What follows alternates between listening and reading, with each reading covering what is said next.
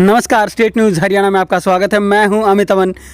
उपचुनाव जो बड़ौदा का होने वाला है उसकी सरगर्मी बहुत तेज़ है और इसी बीच एक सियासी ड्रामे के बीच आज सुबह सुबह जो कि नामांकन का अंतिम दिन था, कांग्रेस ने भी अपना उम्मीदवार घोषित कर दिया है और उम्मीदवार हैं इंदुराज नरवाल। जबकि जो कांग्रेस के पूर्व मुख्यमंत्री रहे हैं या कहें कि कांग्रेस का अगर एक चेहरा है हरियाणा के अंदर तो वो भूपेंद्र सिंह हुड्डा को माना जाता है। लेकिन भूपेंद्र सिंह हुड्डा को नज़रअंदाज करते हुए कांग्रेस ने ये फैसला लिया है।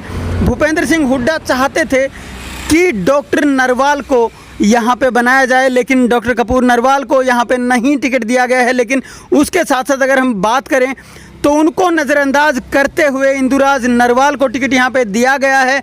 जबकि अगर बात की जाए भूपेंद्र सिंह हुड्डा बहुत काफ़ी दिनों से उनकी हिमायत भी कर रहे थे और इसी कारण से अगर हम देख पाएंगे तो सभी चीज़ों को कि कल रात जो पूरा सियासी ड्रामा वहाँ पे चला है, देर रात तक लगभग 2 बजे तक कुमारी शैलजा और भूपेंद्र सिंह हुड्डा के बीच जो सियासी ड्रामा चला, और फिर वहीं पे अगर बात की जाए प्रदेश प्रभारी बंसल ने इन दोनों के बीच सुलह करवाने की भी कोशिश की। लेकिन उसके बावजूद भी इन दोनों के जो तर्क हैं वो अपने अपने तर्क रहे। क्योंकि अगर डॉक्टर नरवाल की बात की जाए तो उनके पक्ष में भूपेंद्र सिंह हुड्डा के जो तर्क थे वो ये थे कि पहले भी वो यहाँ से चुनाव लड़ चुके हैं। 2009 और 14 में उन्होंने चुनाव लड़े हैं इनेलो से, और उसके बाद उन्होंने अगर हम बात करें भाजपा भी ज्वाइन कर ली थी और भाजपा छोड़ करके वो कांग्रेस में आना चाहते थे। लेकिन कुमारी शैलजा ने जब अपने वहाँ पे तर्क रखे तो उनका तर्क ये था कि अगर दूसरी पार्टी से आने वाले उम्मीदवारों को टिकट दिया जाएगा तो उसके बाद जो अपनी पार्टी है उसके अंदर खाते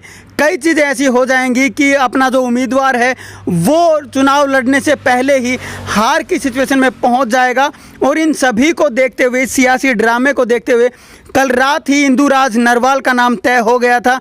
लेकिन आज सुबह नामांकन से ठीक पहले अगर बात की जाए तो नामांकन से ठीक पहले इंदुराज का जो नाम है वो घोषित किया गया और कुमारी शैलजा इसमें भूपेंद्र सिंह हुड्डा पर भारी पड़ती हुई नज़र आई। वहीं अगर हम बीजेपी की बात करें तो बीजेपी के अंदर भी काफ़ी कसमकस के बाद एक बार फिर से योगेश्वर दत्त के ऊपर दाव लगाया है बीजेपी ने। अब आने वाला समय ही बताएगा कि कौन किसके ऊपर भारी पड़ता है।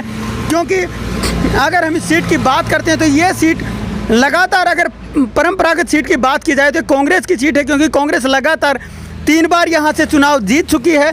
और अगर बीजेपी की बात की जाए तो अब की बार भी योगेश्वर दत्त ही, अगर बात की जाए पिछले चुनाव में योगेश्वर दत्त शामिल थे लेकिन उनको हार का मुंह देखना पड़ा था, यही इनके कैंडिडेट थे। और अब की बार क्या होता है, क्योंकि चेहरा एक नया होगा।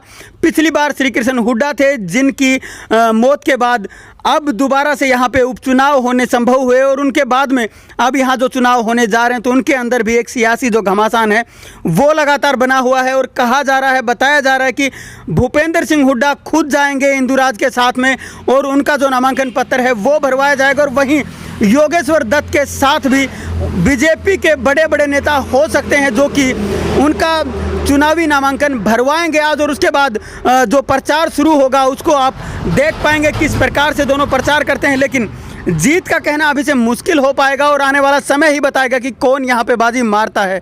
नमस्कार, धन्यवाद, देखते रहें स्टेट न्यूज़ हरियाणा।